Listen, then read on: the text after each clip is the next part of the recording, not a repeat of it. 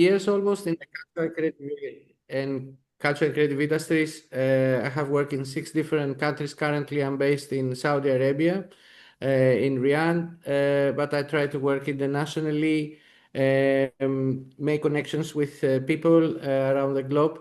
And thank you very much for having me in this webinar. Thank you very much for being with us. And we also have Mr. Raul Rugamba. The floor is yours. Thank you so much, Victor. Pleasure meeting you all. My name is Raul Rugamba. I'm the founder of African Colors and Whole Agency being a creative agency, and African Colors being an ecosystem builder. Today, I think I'll be focusing on African Colors, the work we are doing here in Rwanda and across Africa. And my background is in computer science. I'm an entrepreneur and investor with a major focus on tech and creative industries. So pleasure being here. And also, Raul, you have to mention that you just organized a culture and creative conference in Kigali the last month, and it was quite successful. Can you tell us about that as well? So part of the work we do in terms of creating an ecosystem is looking at skilling people, providing platforms for creatives to grow and access markets. And the forum is part of that, where we bring people together from different sectors, profiles, leaders of industries. So this one was our 5th edition, where every year we bring together financial institutions, governments, institutions, private sector, creatives to really rethink how we do business in this space. What is possible? What is not possible? What do we have to reinvent? What is the role of each of us in terms of creating a sustainable and strong ecosystem? And this one had an even better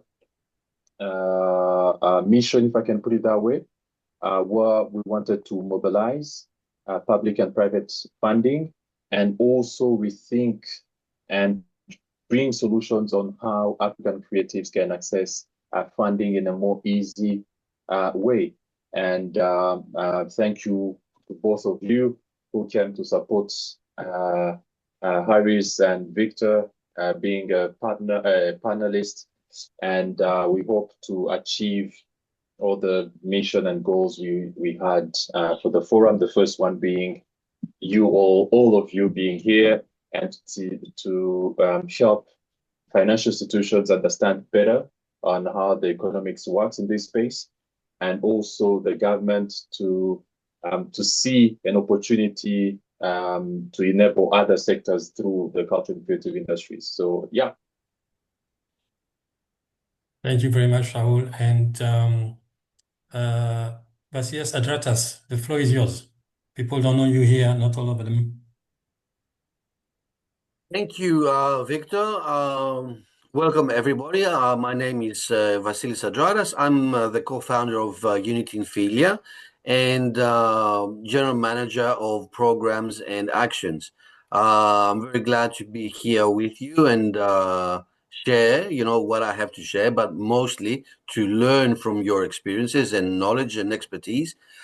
Basically, I'm going to talk a bit on the exchange between Greek and indigenous Australians and how that has worked in my experience as a scholar and as a person trying to facilitate the meeting between these two cultures in Australia and taking that thing to Greece. So that's more or less what I'm going to talk about. Thank you very much. Paolo, the floor is yours. It's a pleasure to be here. My name is Paolo Postolidis. I have a background in architecture. I've worked in Europe and in Australia. More recently,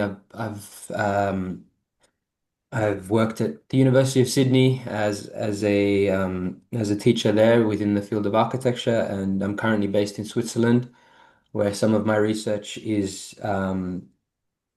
is going towards the design of building components um, for pollinators in this region, and this is my base where I currently run my own practice.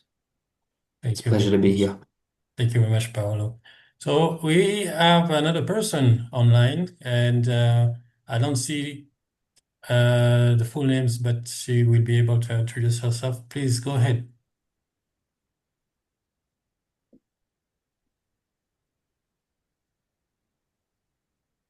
Oh, your phone is muted.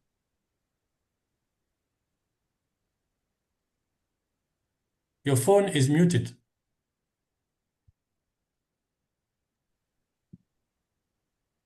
We can't hear her, unfortunately. But it's okay. Let's move on. They will be able to introduce herself and also share her experience with us in this session. So what I wanted to start with is with your presentation, Shaitas. As you want to share from your laptop or you want me to share from here so you can go through your narrative? As you like. You can share from your side. Great. But may I say something about Raul and the creative industries investment that humbly he didn't mention is that he succeeded, at least in my experience working international for many years, to put very relevant and very powerful people in the same room with the Minister of Culture, which is very, very, very, very difficult to happen. And he did it. And only for this, the conference, the summit in Kigali was important. Only for this meeting, it was something that should be a reference for everybody else, actually. And thanks to you, Shaitas, because you were at this conference and you were part of No, these but great this is people. for us, me, you. This is minor, but to be able to put the decision makers in one room and for 3+ hours discussing transparently and freely and openly about the development of culture creative industry, not only in the country but in the region, it's quite unique. It's I mean, I have worked, believe me, in many, many different places. It's really rare to happen. And I told to Raul one-to-one in the meeting there that was amazing. And I continue, and I think you have to, how to say, promote the whole initiative because of this. Thank you. We will together. Go ahead, Shaitas. Could you make a full screen? And I so believe it's I full have a screen. speaker's notes which are quite long. So I will just voice over my slides, and whenever you have questions or we can discuss after the presentation. Sure, but the presentation is in full screen. Is it? Can you confirm No, it's inside? not in full screen. It's not in full screen. You have to put the full screen from your side. Okay then.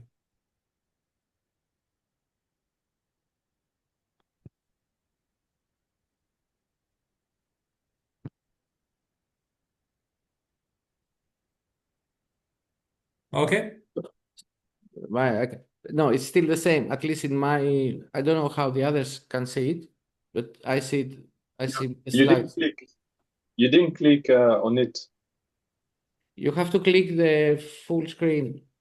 Your cursor is not there. Okay, let me fix that.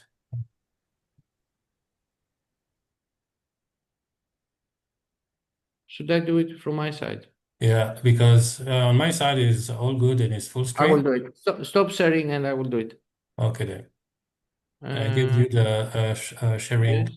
option. Yes. Can you see now?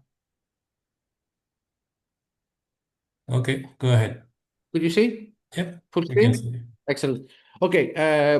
Preparing this webinar, we discuss with organizers that, how to approach the cultural exchange and heritage connections.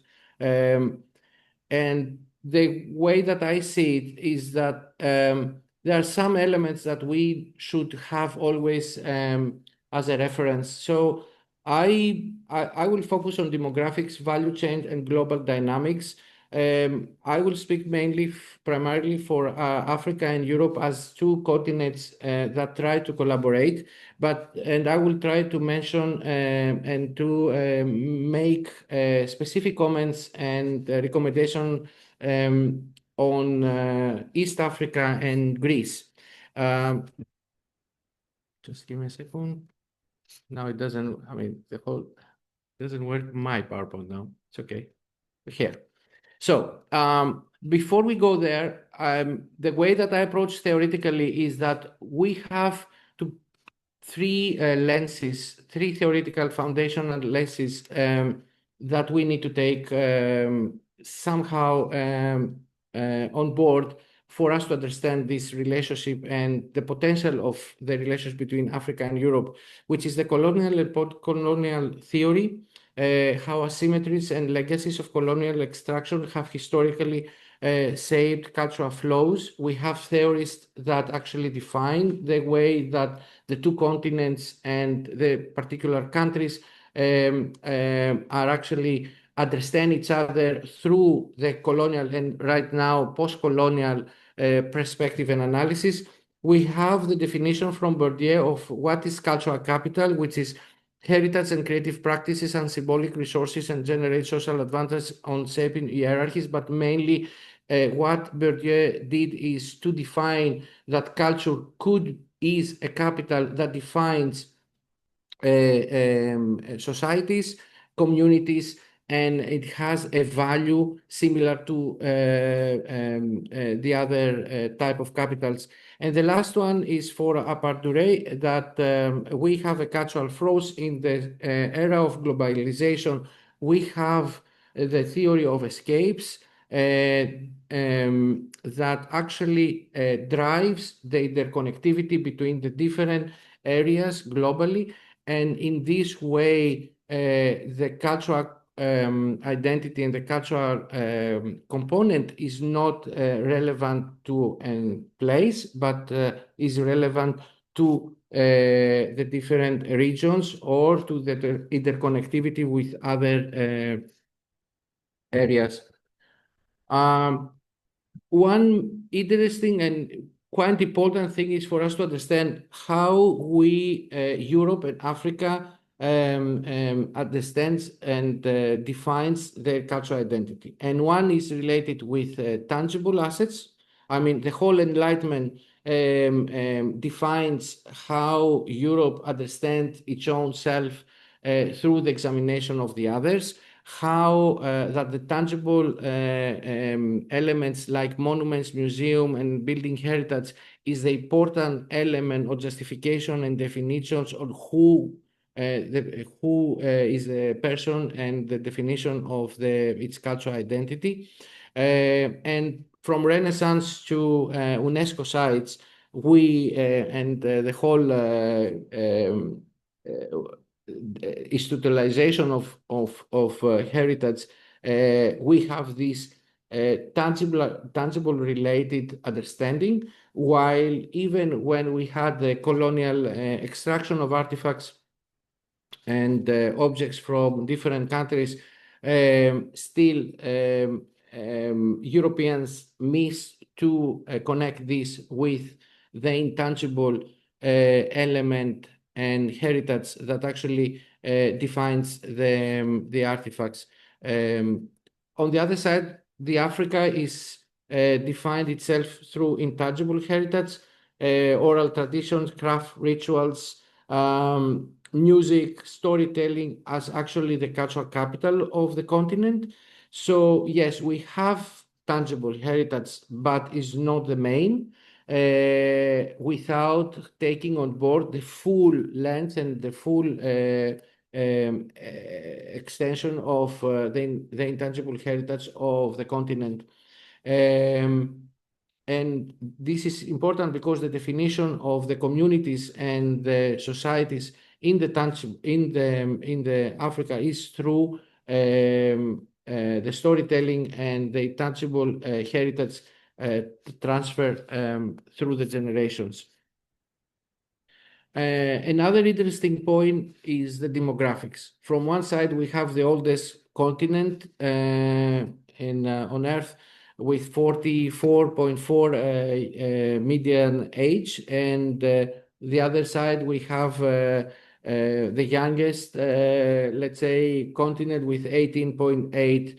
So from one side, what we have aging workforce, but we have heavy institutions, very strong legislation in some cases, and very heavy with huge experience institutionalization of what culture and creative industries we call. On the other side, we have young labor, digital native that actually enters the market ready to do things, but doesn't have the legislation, the framework to support the creativity, doesn't have mechanisms, funding, and the IP protection.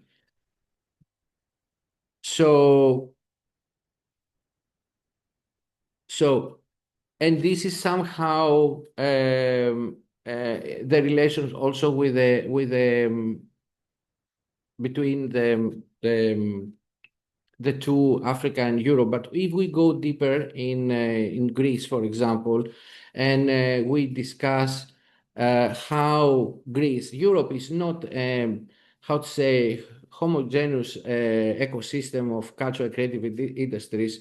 The Western part is by far, and former colonizers are more advanced on legislation, institutionalization, and organizing culture, while the rest of Europe is following, creating, trying to create protection on these areas.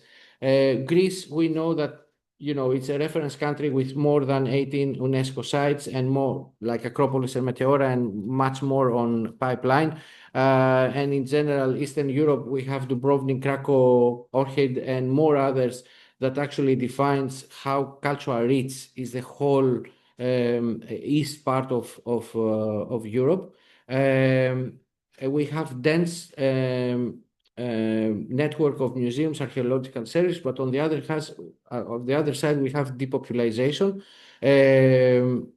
because of the aging population, and all these assets are actually based on tourism, mainly in the summertime, so they are exposed to be neglected during the winter and other seasons, and also in periods like COVID, because there's no one going there. Still, the market in Europe is fragmented. It's not really strong. It has to compete with Asia and US in streaming and gaming. However, the West part is stronger in this sense. Greece is focusing mainly in film, crafts, and heritage-driven fashion festivals, but where is the main focus is in films and heritage protection. The numbers are obvious that we have 4.4% of GDP, European GDP, with 7.6 million jobs. On the other side, we have in East Africa, we have 60% of population is under 25. So we have a very young creative labor force expansion that they are ready to go to work. We know already, and we discussed also in Kigali, that we now have good references and good statistics in some areas like Nollywood, like fashion and crafts, Afrobeats. We can identify where these sectors going, specifically starting from East Africa, and that's why it was so important, the conference that happened there. But we have to stress that we have weak IP protection. Sometimes the streaming monetization is happening outside of the continent, meaning that we have young creatives in the continent making money actually for somebody else somewhere else. Limited access to finance for SMEs, and we have infrastructural gaps, distributions, and digital connectivity.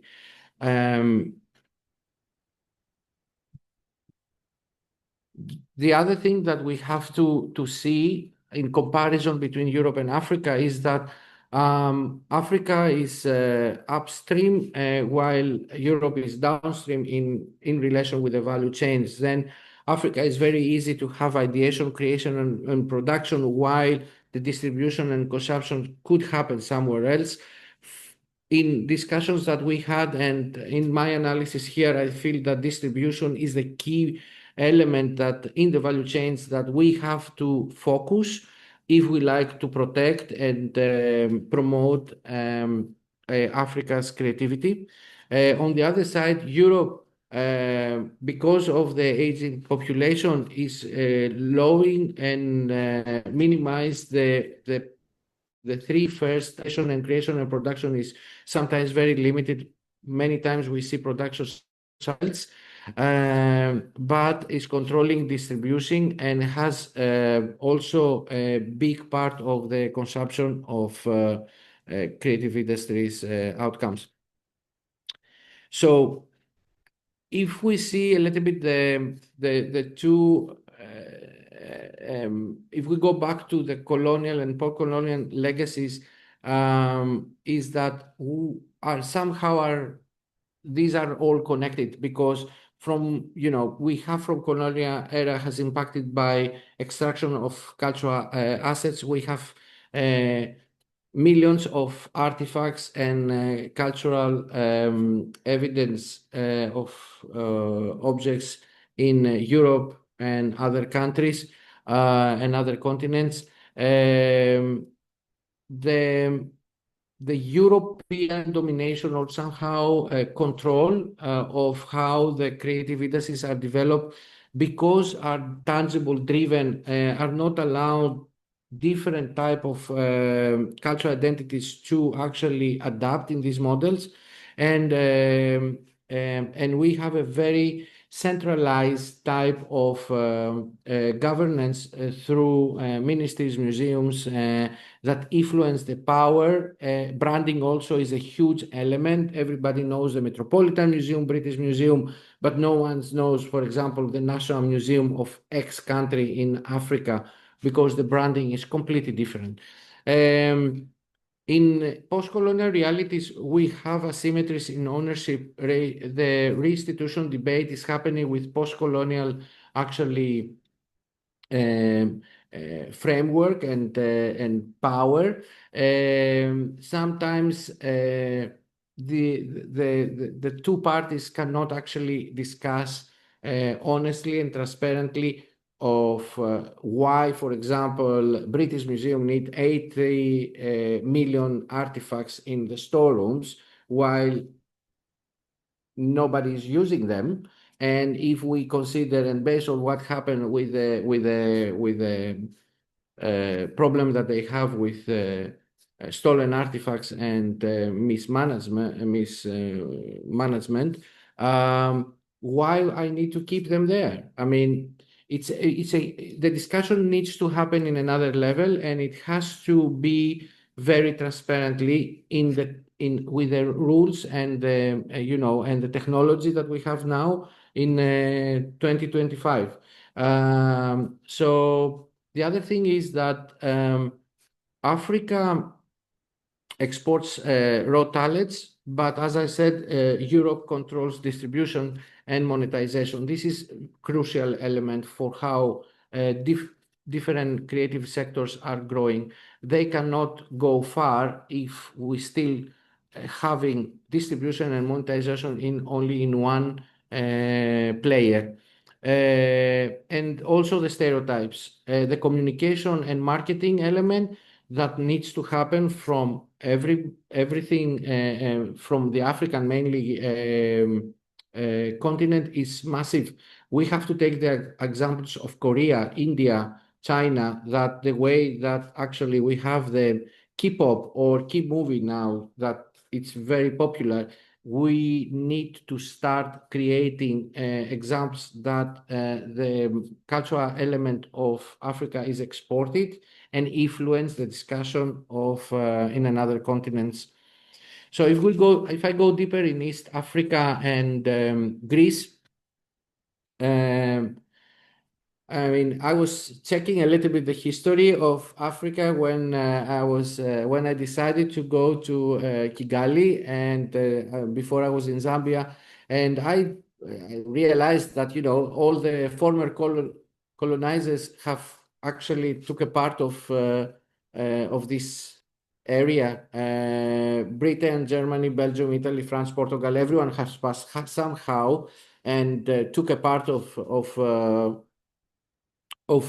this land. But what they left, apart that they took objects, because this is, as I said, they could understand, they left fragmenting legal systems. In most cases, we have a British civil law, but we have French general law, we have indigenous custom rules or policies.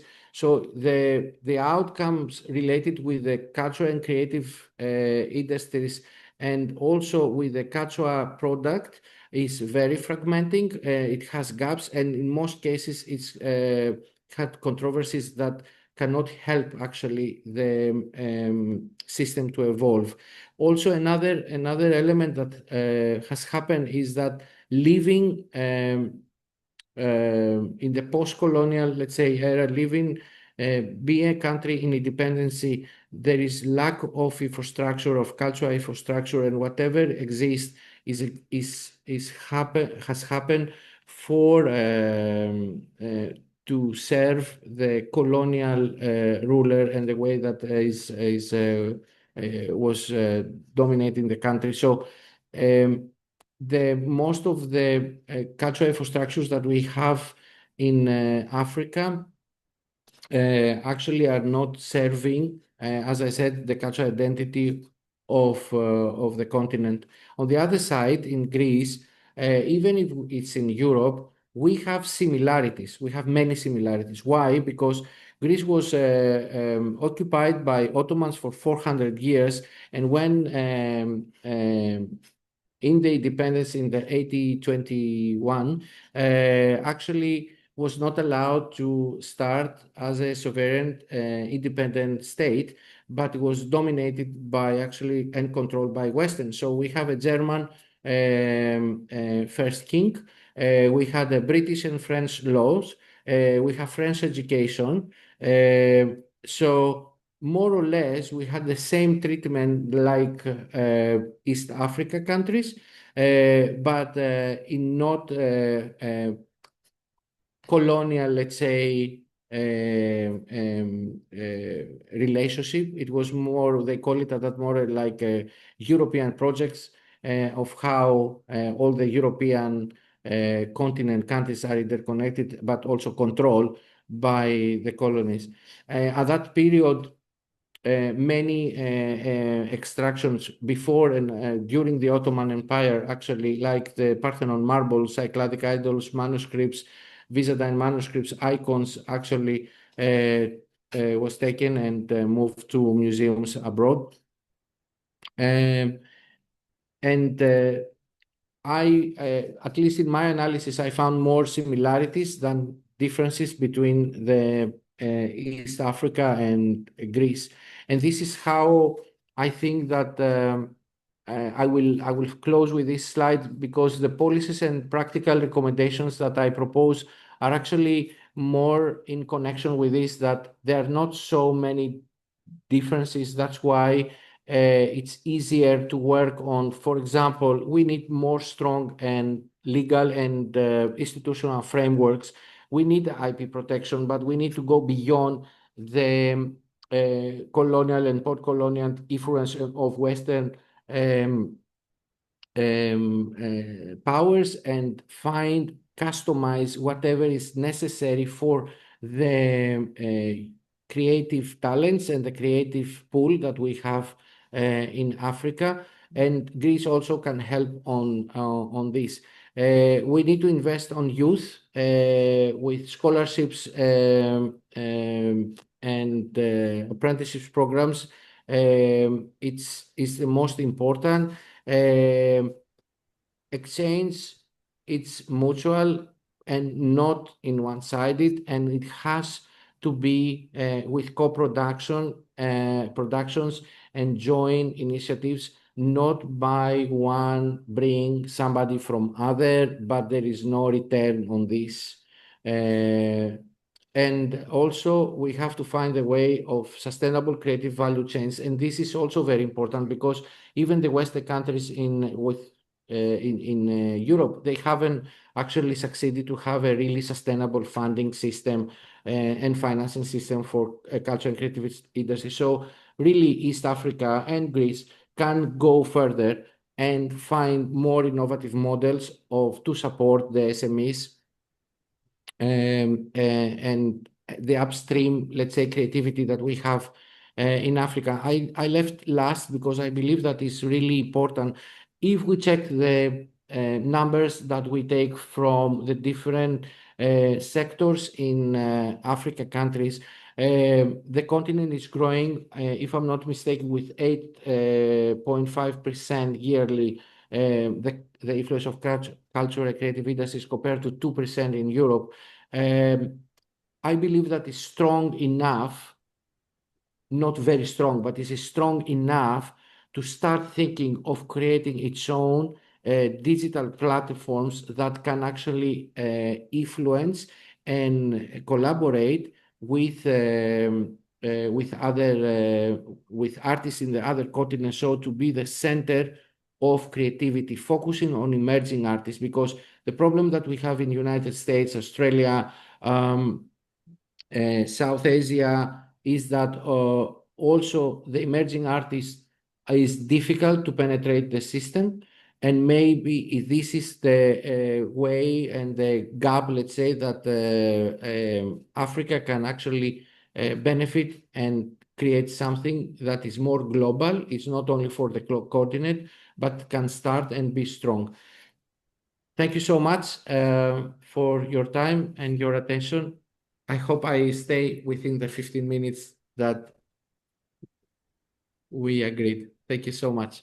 Thank you very much, Dr. Shaita Sharampos, and a very nice picture here. You are posing with, if I'm not mistaken, the mask, golden mask of Nefertiti.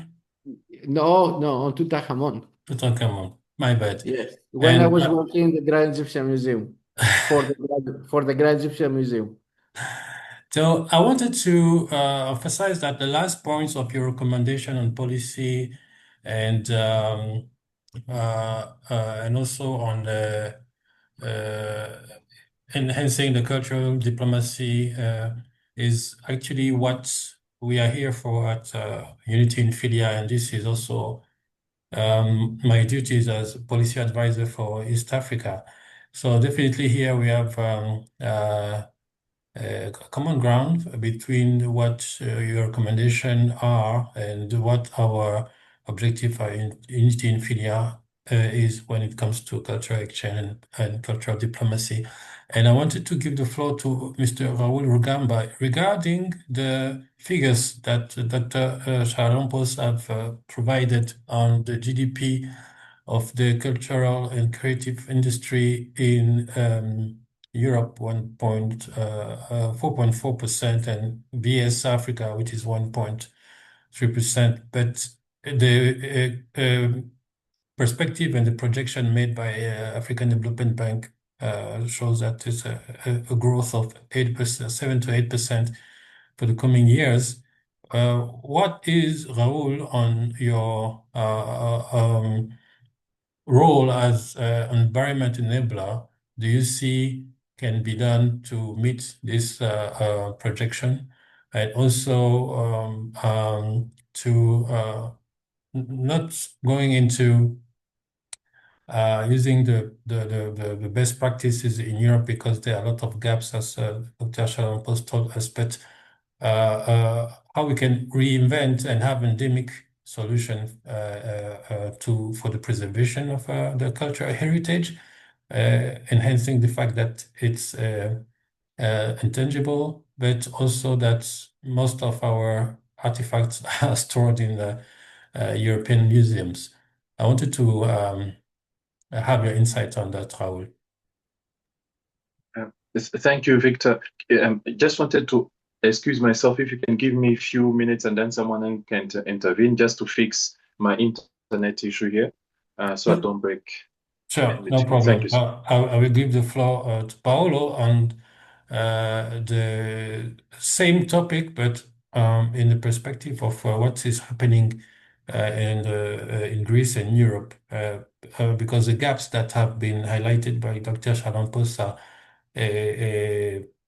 something we need to be inspired in order not to repeat the same mistakes, but also to change the narrative. And for example, Greece has lost a lot of artifacts extracted from the Parthenon, and Africa as well. A lot of artifacts extracted from different kingdoms in the 19th, 18th century.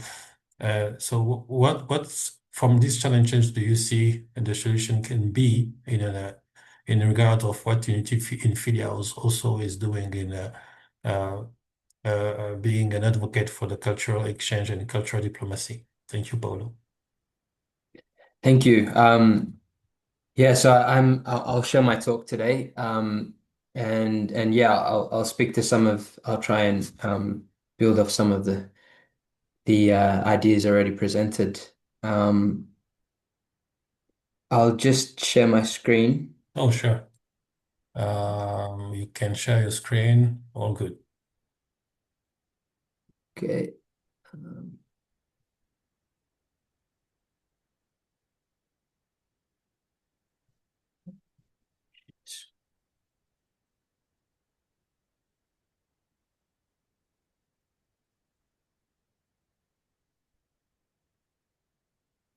Okay, is it visible on the screen? Yes.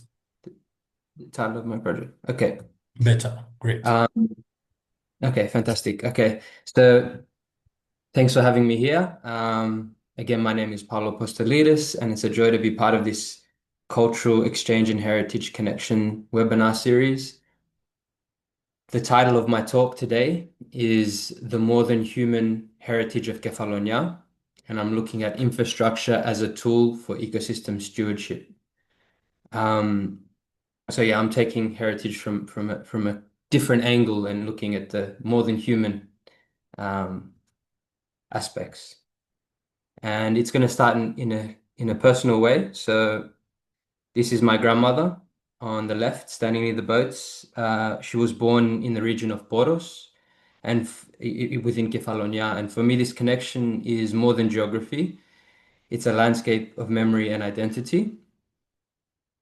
My great-great-grandmother, Akrivi Kabitsi, lost her house in the 1953 earthquake, alongside most of the buildings on the island.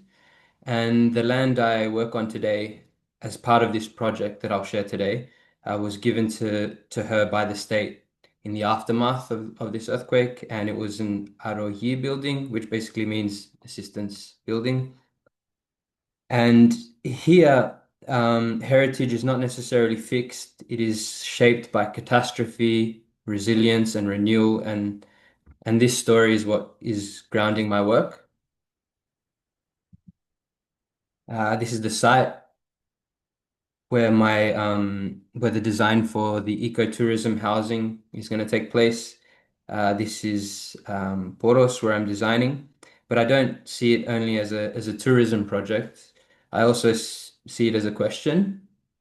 And the question is essentially, how might our infrastructure act as a tool for ecological stewardship? The image on the left is showing the island of Kefalonia, and the middle image is the site within Poros, and on the right you can see the site and the Arohi building, which was given after 1953. And if you look at the middle image, the site is located between land-based ecosystems, which is the mountainside on the back, and the water. And there's three strips of urban development there. And I'm really interested on this threshold between natural land-based ecosystems and urban developments that humans are creating. So that's really where the focus of my research and my projects lie. So heritage is often understood as monuments, ruins, and traditions. But in this case, in Kefalonia, it is also ecological. The seismic geology that has shaped settlement patterns, the abandoned agricultural terraces still hold soil in place, the wetlands where birds migrate to, and also the endemic plants and animals that knit together fragile ecosystems. The images on the screen are from Kefalonia and Ithaca Geopark website.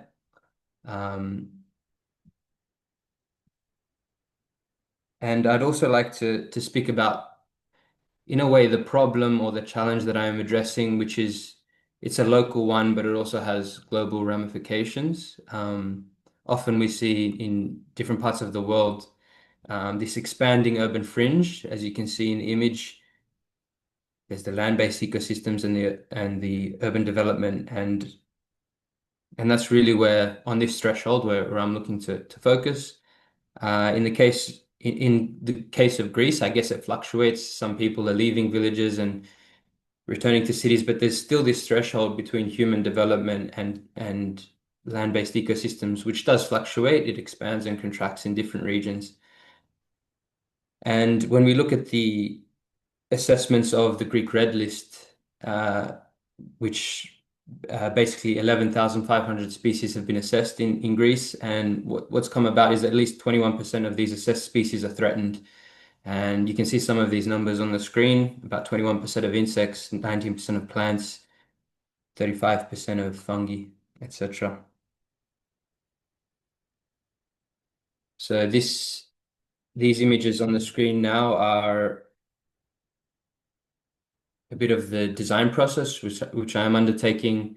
Started with the survey of this site that I was given by my grandmother, and then the sketches and physical model, considering the context as I collaborate with local architects in Kefalonia, and then the digital model, which I'm developing. So this is all in process.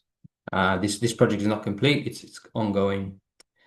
And here are some visualizations of what I'm moving towards. And essentially, in this project, what I'm trying to create, or my ambition is for this project, is that it uses local stone, clay, timber, and that it creates porous, biocompatible surfaces where insects and birds can nest. Grey water systems also that irrigate terraces and sustain both agriculture and wild ecology. Here, I'm trying to reframe tourism as temporary stewardship, where guests don't just occupy, but they also care. And within these visualizations, they're depicting a modular facade integrated prosthetic habitat system, a system that can be retrofitted into existing urban facades. But essentially, what this system is doing is it's turning concrete into ecology and architecture into ecosystem. So this project also builds on earlier work. I did research at the Royal College of Art, where I researched prosthetic habitat structures for the endangered stag beetle in London, which is a threatened beetle all over Europe, and it's a flagship species. And I really delved into that using 3D scanning and prototyping to design building components as microhabitats. On the screen, you can see some of these prototypes and where it's also been exhibited in the top image. Later in Switzerland, I also co-developed Mod Habitat, which is a facade system focusing on pollinators instead of the beetles. And it was a business idea where training was funded by Inner Swiss Entrepreneurship and alongside local universities here in in Lugano, where I'm located in Switzerland. And yes, the poster on the right, you can also see we were selected to be exhibited at the Imperial College in London last year. And this is a bit about the methods I use. The current project, which I'll build off the previous ones, is aimed at a practice-led approach through design and construction experiments. First, 3D scanning and photogrammetry captures the geometries of Kefalonia's ecosystem, from wood textures to stone surfaces and also branch geometries. I created an archive in previous projects, and within this project in Kefalonia, I hope to create an archive to inform prototype habitats that merge ecological geometries with standard building components. So using digital fabrication and rapid prototyping, I will test how species-specific niches can be built into the skin of housing. And through collaborations with ecologists, which is really important, these prototypes will be refined, scaled, and adapted to local species. This method aims to show how adaptive buildings can cohabit with biodiversity in Kefalonia and beyond. So this is an example of an archive I created in East London, but I'll do the same for Kefalonia.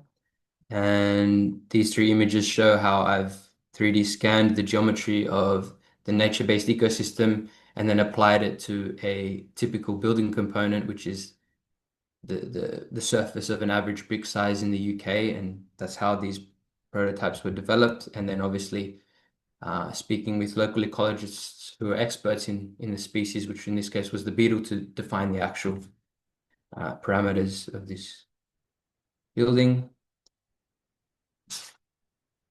This approach doesn't just respond to ecology, it aligns with emerging policy and market trends. The European Union is promoting biodiversity net gain policies and encouraging new construction and renovations to enhance rather than degrade ecosystems. Ecotourism is a growing global market. Visitors increasingly seek to experience sustainable and regenerative, locally rooted projects. So there is potential for business models, small-scale agriculture, artisanal products, guided ecological tours, all integrated within this eco-sensitive housing. So by framing infrastructure for more than human stewardship, ecological design and economic viability, they can also be mutually reinforcing.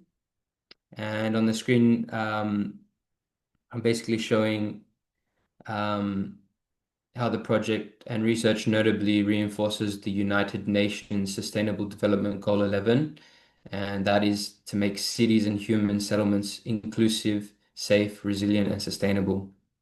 And my project does that through offering possibilities for stewardship of more than human species in the growth and development of our housing. But to imagine buildings as habitats, we must also confront fear. Some species thrive in decay, beetles in dead wood, fungi in rot. Yet decay is exactly what our buildings are meant to resist. So the idea of insects near our homes provokes anxiety, even disgust in some people. So does this mean human and more than human territories must remain forever divided? And it's my belief that no, we can actually design interfaces at the skin of buildings where decay is managed and even welcomed without compromising human safety. This is not about surrendering our homes to rot. It is about recognizing decay as part of a wider ecological cycle and designing ways for both systems to coexist. In Kefalonia, this principle becomes urgent. And in closing, this question is not just how to protect a single species, but how to sustain whole ecosystems within a cultural landscape. And as I close out, I'll leave you with a thought, essentially, which is, or my ambition or a thought, I guess both. What if every wall and every terrace and every water tank could be understood as heritage infrastructure for more than human species? What if architecture became not only a shelter, but stewardship and a form of ecological diplomacy? Thank you for your time. Thank you very much, Paolo. And definitely, nature conservation, it's actually, in Rwanda perspective, a government policy. So what you are doing in Greece is about homegrown solution based on the past decades, the past centuries, seismic and earthquake situation that you had, and you are reinventing and proposing long-lasting solution, sustainable and for culture conservation, but also for the nature conservation. So this is very commendable, and I thank you very much for your presentation, and looking forward to see in the near future how it goes. You will be able to share it with us, and I'm very thankful for your presentation. And I wanted to have Dr. Adratas also on, of course, reflecting on what Dr. Shaitas Sharonpos presented, and Paolo as well, and your view on what at Unity in Philia as a role to as a bridge builder between Europe and Africa through dialogue. What is your perspective in regard of what the conservation of our cultural heritage in Africa and mainly East Africa, of course, but also Africa in general, and the compared to what has been done in Greece, and how you leverage on the experience of your of Greece to engage also with the heritage, cultural heritage of the Aborigine in Australia. And I'm very curious to see how it goes, and how is the process, and how the success you have achieved so far. Can you share it with us? Yes, Victor, absolutely. But just a suggestion, because Raul was going to talk before and we took his place. Raul, if Raul is ready, we can go on with Raul. Yeah, I Just in mean, case, I yeah, I wanted to give will, you more time and for I fixing. can come afterwards. You can come after and on the same Yeah, of course. question, but also feel free also to have other discussion point when your floor will be yours. Up to you, Raul. Are we together? Yes. Can you just in a few words remind me the question so I can? Yes, so the presentation of Dr. Sharopoulos was very interesting because he discussed the pain point on the heritage, cultural heritage conservation in both Greece and Africa, but also based on the role of the creative industry in the GDP of our two continents, 4.4% of the GDP in Europe and 1.3 in Africa, if I recall. You as an environment enabler, and also being knowledgeable on how the homegrown solution actually can be implemented to sustain the cultural heritage, but also to reinforce it, protect it, and in order to have a legal framework or policies that actually enable the culture to thrive in our continent. So you've been through this. You've been having the policymakers and movers and the shakers under the one roof discussing these specific questions. But I want to have your input on actually what needs to be done practically to have the projection of, for example, AFDB of 8% growth in the cultural creative industry in Africa for the coming years be feasible for example, Rwanda or East Africa. What can be done? What should be done? And how can we join forces with all those stakeholders to make it happen? So I think on my side, I started looking at it from the perspective of having things moving, because we have been talking about policies, we have been talking about investment, etc. But all these things takes time. They are taking time, and they might not happen sooner. So I think our work is now focusing on looking at it in the short term, things we can do immediately, in the mid-term, things we can do in the next 2-3 years, and then in the long term, things we can do in the next 10 years. So immediately, I think what we are pushing is already a within players collaboration, things we can create immediately that are visible, that are impactful in terms of co-creation within a specific market, co-creation around region and beyond. And that can come from music to fashion, etc. Those are things we can enable and make happen today. So that's one thing. The second thing is things where we create environments, we create proof of concept where investors, private investors, angel investors can find a vehicle to use to invest in. For example, when we started putting together people starting to come here, they started investing in lands, in real estate, etc. So people now who have infrastructures, who have real estate businesses are approaching us to look at how do we collaborate, how do we bring value or help us bring value within our space, our spaces, right? And on the side of the government, it's also about looking at it with things they have on hand. When you start talking about, put in place policies, give us financial support, you are moving around. It doesn't happen immediately as we want. So those are things we can do as we go. But start from looking at things we can enable immediately as creatives. And then on the second degree as angel investors, private investors. And then the third thing will be as creatives, because we understand, and entrepreneurs in the space, we understand the space. It's also about creating awareness and case studies for the private sector to join. Some of these people are used to traditional businesses, right?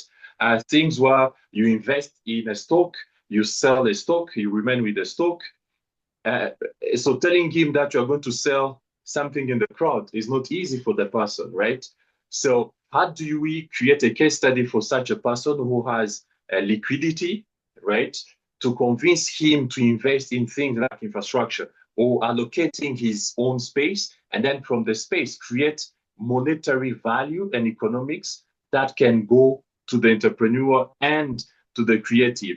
So our third work has to be around creating case studies and awareness for such people, things that we can tap into immediately. And then on the fourth degree is financial institutions.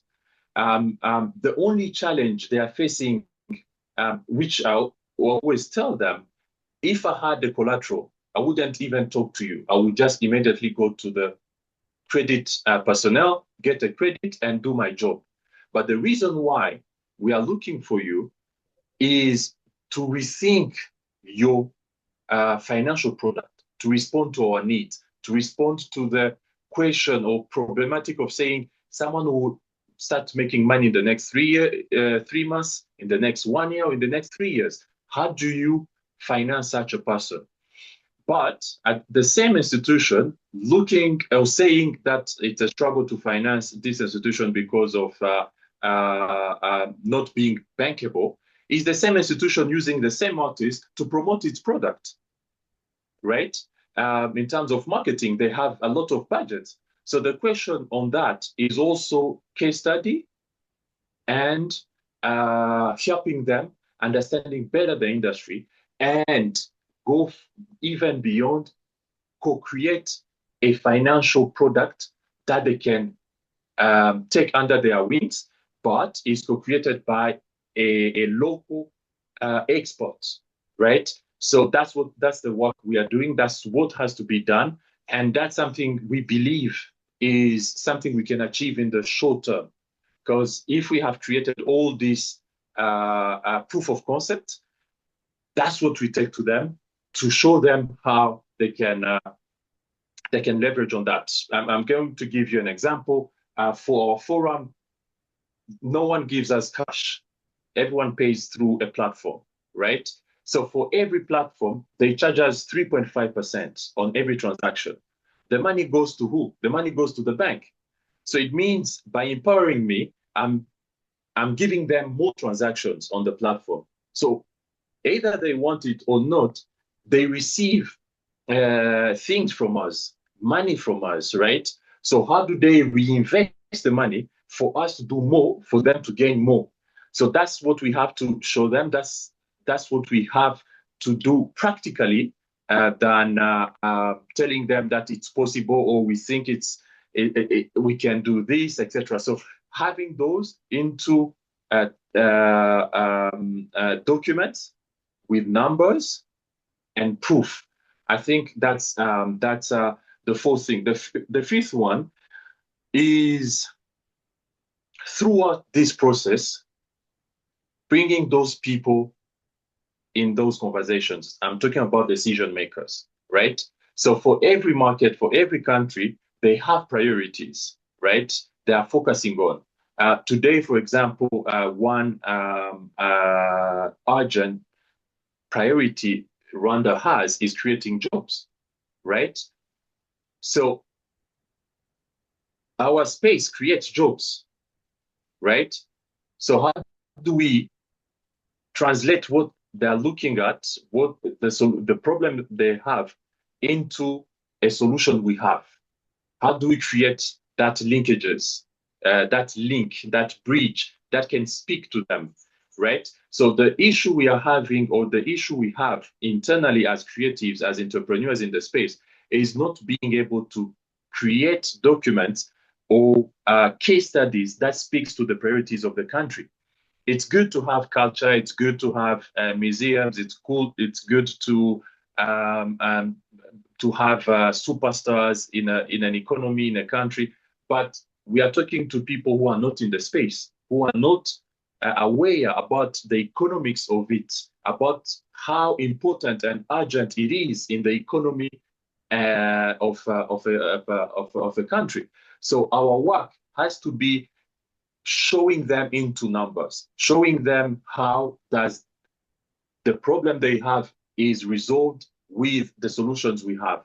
So in a few words, I think those are my 5 points I see as action points to make that happen on the continent, which is a struggle always to take it into actions on the creative side. Okay, thank you, Raul. Tricky question. Is this scalable to other territories in Africa, sub-Saharan Africa, because we are sharing a lot in terms of economy, demography, access to infrastructure, and education? Is the model that you are proposing for Rwanda in order to grow the creative industry scalable in other sub-Saharan countries in Africa? Yes, so it's doable to any country across Africa, and some countries are doing it already. And it's just a matter of the local ecosystem, right? So in Rwanda, for example, the private sector might not be as strong as the Kenyan one. It might not be stronger as the Nigerian one. So when I see someone as a private investor who finances me, invest in me, right? That calls a second or third or fourth investor to invest in someone else, and that creates an ecosystem. So those markets, those countries are being able to do it because they have, first of all, a stronger private sector, which drives some of these things I'm talking about. The second one is some of these countries understood that culture is also about their pride. It's about their security. It's about decolonization, right? So they are starting to use culture to protect their own countries. So they are putting things in place. For example, Algeria, when it comes to financing creatives, right? So they are doing amazing things. When it comes to Morocco, they have put in place incentives for investors, for philanthropists, foundations. First of all, starting with how do we make sure we are not colonized on this part as well, right? Because some of these talents on the continent are flying out. So they are getting to go to where they can get better environments. But they're not going there empty-handed or stupid. They're bringing materials that countries can monetize, right? So countries have started to see it as a threat to them, and are putting in place things that can protect, first of all, their countries, their cultures, and their people. And in terms of South Africa, so people are investing because the market responds. So, for example, when they invite an artist, they are able to consume an artist who is paid $1 million US. Our market doesn't allow that to happen, right? Because they can raise money through sponsorships. The economics allows them to do such events. Few days ago, there is a post-production deal that happened in South Africa of $20 million US, right? And that is because South Africa have demonstrated that it's possible, if you invest in the film, to have productions that can go on Netflix. And Netflix, it's 20 million of returns, 50 million of returns on that investment. So countries have started to see it, but there has been work and proof of concept. And some of those are really for also the sake of protecting their own countries and their own people and their own cultures. So, and my last, I think, example will be Nigeria with the IDAS project, which all these people are looking for jobs. All the economics is there. People have money. It's a market that has a lot of money. How about we bring the government, the African Development Bank, and a local bank called Bank of Industry to finance a project where we can say creatives are not asked to bring any collateral. How do we finance them based on their ideas, their project, their viability to scale or to help other people? It's not always about maybe generating an extra dollar. It's also about impact, right? So we are seeing such things happening on the continent, and it's everything is based really on the proof of concept and how we document our work. Great, thank you. Brilliant, Rahul. And I want to have also Dr. Dratas back. So, as I was saying earlier, the last recommendation point from the presentation of Dr. Sharampos was on enhancing cultural diplomacy and exchange in order to promote joint exhibition, co-production, and touring festival, and create Europe-Africa cultural bridges at the institutional and community level. This is what we do at Unity in Philia. And from your perspective, I wanted also to have your insights on this recommendation, but also on the talking points we are going to have later on with you. Floor is yours. Thank you, Victor. How much time do I have? So we have 15 minutes. Okay, I don't need 15 minutes. I can make this really fast. Now, I would like to make some very pertinent, if I may say so, comments on each of the presentations, starting from the last one, Raul's presentation, which I regard as a very hands-on treatment of the subject. And what I got out of it is that we have to, when it comes to culture and heritage and how we deal and manage these things, the first thing is to have our priorities right, okay, the short term, middle term, and long term. That's one thing, and it organizes things very neatly. The second thing is that we map the avenues of financing, see the strengths and limitations, and try to utilize these avenues in order to implement our and make a reality out of our objectives, according to the priorities. That's what I got out of Raul. I'm really, I'm gonna corroborate here, Haralabos, that Raul is a very, very, regardless of his age, despite of his age, he's a very promising and a rising star in this market. Not just in his country. I believe he's going to be a real asset, globally, because he seems to understand how money works when it comes to culture. Now I will come to Paolo. Now, I have a sort of, I would call it a soft spot about what Paolo is doing.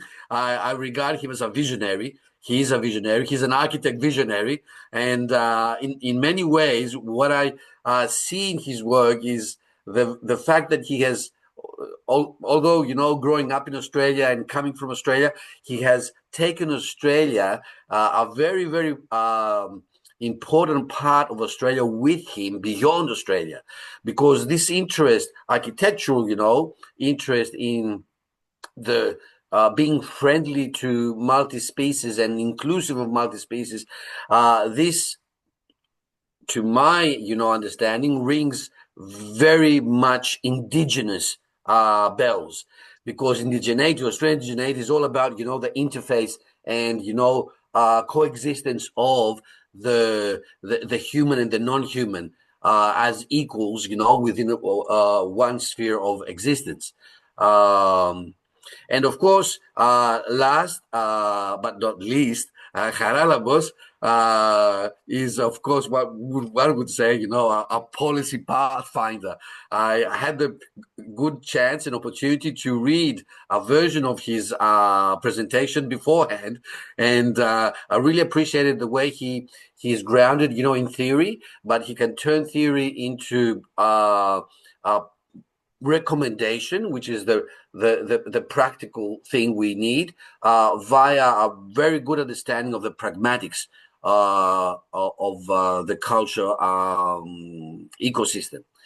Now, starting the other way from Haralabos, I'm going to say that his model, more or less, I would say it would be pertinent to any understanding of the cultural industry in what we used to call, until quite recently, the global south.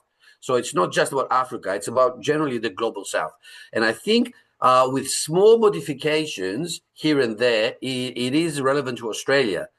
Now, when it comes to Australia, and I'm talking about indigenous Australian culture, when it comes to that domain, I think that although we are in a post-colonial era, like Africa, the colonial ruler still lingers, on and keeps hold in very, very interesting ways of his past subjects. Now, in Australia, I think this lingering colonialism is due to a monopoly. The state, either this federal state or the government of states, is having a monopoly on how how indigeneity is to be, conceptualized, handled, managed, financed, and who has access. And basically, the only two who have access is the state itself, and of course, the indigenous populations. I understand. Here are the limitations. Haralabos talked about limitations. In Australia, the limitations are mostly due to this. For instance, I, as a Greek, don't have access in that market. My access is practically impossible, practically impossible, not theoretically, but practically, because I'm not indigenous. So I'm seen as a settler, as someone who will come to exploit, and this is understandable to an extent because of the experiences of exploitation. And I'm not, a state agency. So the state agencies are the only ones who can liaise with the indigenous people, and of course, certain indigenous groups again. So we have a political, here the issue is political in Australia. It's an issue of political correctness. It's not about money. There's lots of money going into the cultural industry of indigeneity in Australia. Money, heaps of money. And of course, infrastructure. There's lots of, ways and avenues to be promoted as an indigenous artist or as an indigenous cultural agency. But it is very much a political issue. Of course, there's a background of guilt. There's a background of Australia not having come to terms as yet to what virtually has been a genocide, for many decades. And this creates problems. Now, these problems are problems for any ethnic group in Australia that feels Australian and wants to connect to indigeneity, because they feel they have the right to, any Greek Australian, Italian Australian, German Australian, Lebanese Australian, whatever Australian, Chinese Australian has this right, but they feel that the political correctness framework is keeping them away. So how do you penetrate when you cannot penetrate? How do you get into this picture? Now, I have been, studying indigenous religions, cultures, life, worlds, as I call them, for many years, nearly 25 years, as a scholar with a specialization in indigenous studies. But the last 5-7 years, I have tried to promote a certain aspect of study that is interested in comparisons. Not comparisons in order to see who is better or who is worse, but comparisons in order to see where we connect, how we come, together, or how we are different, and how we can cherish and respect this difference. And these sort of, this sort of agenda of mine has started, of course, as a academic agenda, and I've done talks and seminars at various universities, Sydney University, New South Wales University, University of Queensland, and these are events that have, taken place not just with universities, but also with community agencies. There are lots of Greek Australian community entities, associations, cultural, basically focused, who are interested in this. And of course, not as much, but to a certain degree, government agencies. Now, when I say government agencies, I don't mean Australian government agencies. I mean Greek government agencies. So we have the Greek government through its diplomatic, representatives. We have universities, and we have actual associations, community groups in the Greek Australian community. Now, these I have managed to bring together and collaborate and enhance, promote, and support this idea of looking into the exchanges, the relationships, the interrelationships. And thus far, it is it's very, very promising. Now, I think that what we have to do as Unity in Philia, because Unity in Philia has promoted this sort of, business of mine academically and culturally as an emblematic feature of its purpose. Now, what we have to do is that we capitalize on a certain strength that I believe Hellenism has in the eyes of others. Now, when indigenous peoples themselves, indigenous people, not the government or the Australian government, when indigenous peoples come into contact with or are reminded of Hellenism and the way it has impacted globally in terms of culture, ideas, civilization, they show respect. They do respect Hellenism as a force of culture, of values and ideals, and they want to see themselves in a certain connection with ancient theater, because they are very much about performance. They are very much about song and storytelling, all ideas, philosophy. They have their own understandings of knowledge systems and symbolic systems as well. So I think that as Unity in Philia, we can, use this as leverage, the value, the sort of, if not intrinsic, but surely a perceived value that Hellenism has in the eyes of indigenous peoples, and then try to persuade the stakeholders in the Greek Australian community first and the Greek government to invest in this financially, because it promotes their own profile and their own respect to the Australian identity. I recall one. I won't tell his name.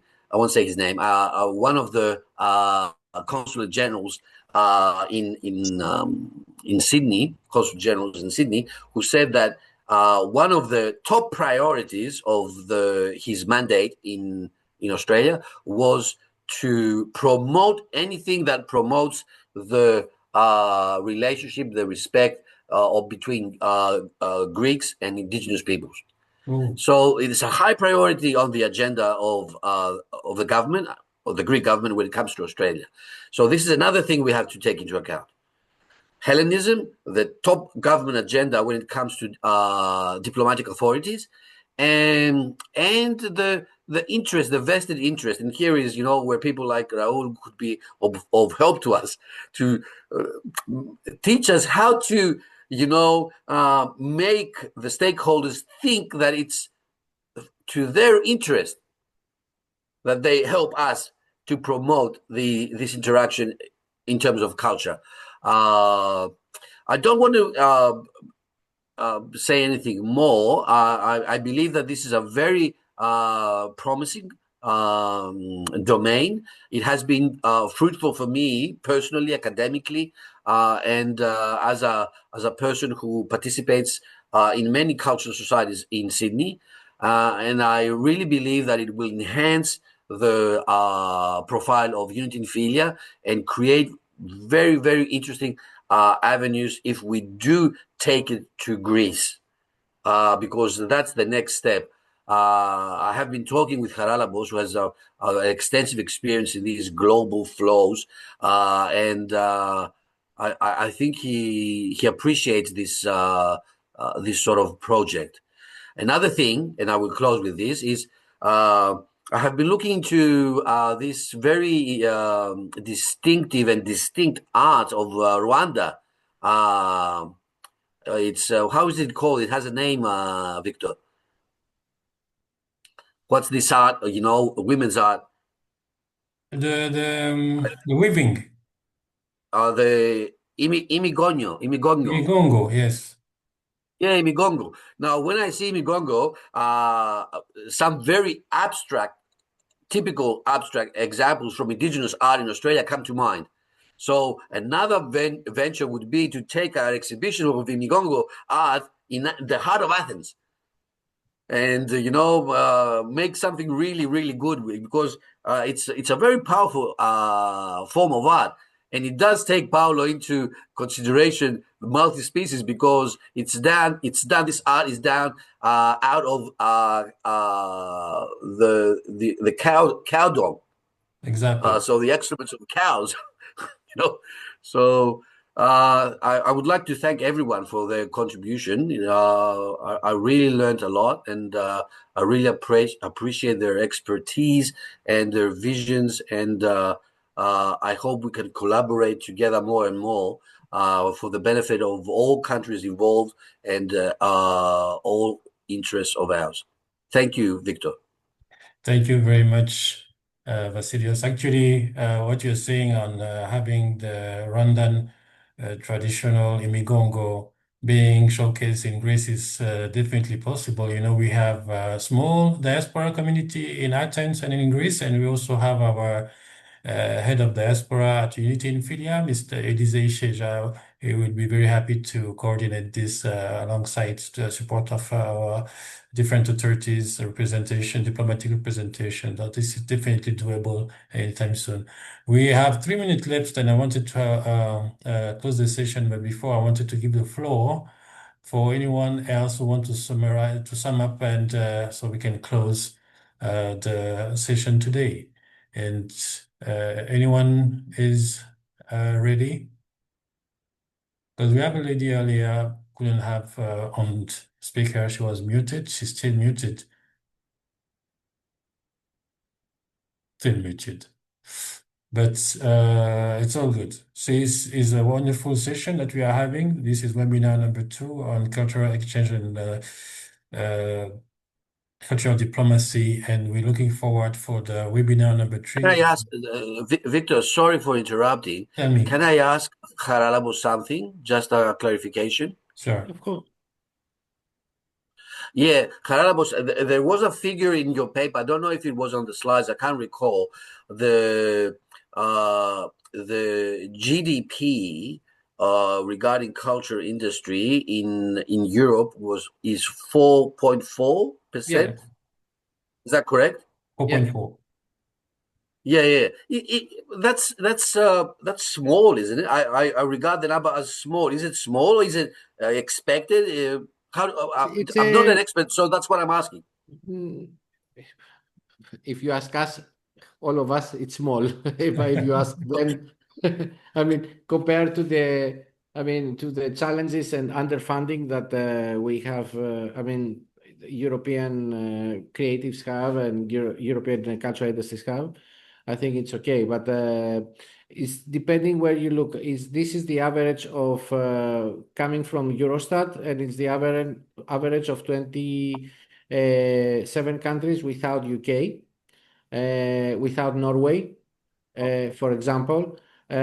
So, but more or less it's like this. But you have to think that also, apart what I said in the presentation about demographic problem and fragmenting legislation, is that also Europe has massively influenced by the financial crisis. Then we had half of European states, they continue to have financial crisis even 10 years after the financial crisis. And then we had COVID. So I think that the last 15 years were not really very helpful for creative industries.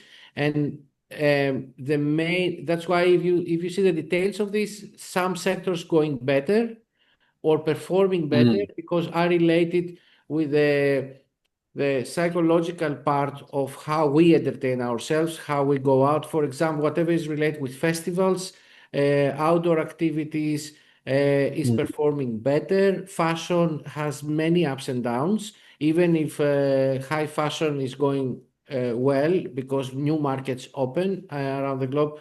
Still, there is a huge problem in the fashion. So I will say that this is, for me, is not a good number because it doesn't give, as 27 countries, it doesn't give, let's say, a very solid and unified, let's say, ground of development. However, on the other side, these sectors have presented resilience of all these challenges that they face and they continue to face. And that's why I believe, especially for Eastern Europe and Mediterranean countries, European countries, it's a good opportunity for them to go out of the European context, let's say, or thinking and start, discussing more openly with Africa, Asia, and Middle East, because this is where things could happen and benefit both sides. Thank you. Thank you very Okay, much. yeah. Do we have any projections? Are there any projections, like 2030 or 2040, 50? Do we have any? Can we see that I don't, that figure right now I cannot recall. I know that everybody says in terms of projections globally that cultural creative industries will grow. This is a global projection. But as I said, what I found from my research is that Africa, for example, is projecting to around 8.8 to 9%, while Europe is around 2 to 3, for example, growth in the next coming year. So I think it's also related with the demographics, because if you see what is happening right now in Europe, there are many countries that changing legislation related with retirement years. They changed legislation of social health. It's a quite challenging period again. Yeah. Yeah, Victor, sorry, I just want to ask one quick question to Paolo, because it's more a practical question. I'm really fascinating with this, alternative architecture, but I suppose there's a financial issue here. So let's say we have a price for a median, conventional house, and then we compare it with a house according to your model. What's the financial, difference there? Is it cheaper, which I suppose it's not, or is it more expensive, and Yeah. how much? Yeah, I mean, so obviously the cost will be more, but I feel the benefits outweigh the initial cost. And when you start to think more long term, the benefits uh, uh, are immense, I think, and they go beyond just financial, as I was speaking about in the talk. But often it's small layers. For instance, like legislation often changes that. For instance, in the UK, there's there's been legislation in Brighton where every new dwelling has to include a brick that considers lone solitary bees in Brighton. So they're called bee bricks, for instance. So there's this shift, and just a few months ago, legislation changed in the UK where every new dwelling needs to maintain and increase biodiversity on each site by 15%. So yeah, there's long-term benefits for sure. Yeah, absolutely. Yeah. But it does cost, a bit more. Thank you very much, everyone, and thank you for being with us today in this exciting session. So we are giving you an appointment for our next webinar. It will be mid-October on trade and investment between Europe and Africa. A very exciting one as well. So I will keep you posted. Thank you very much once again for being with us at Unity in Philia. Bye. Bye-bye. Bye. Bye, Raul. Bye, Paolo.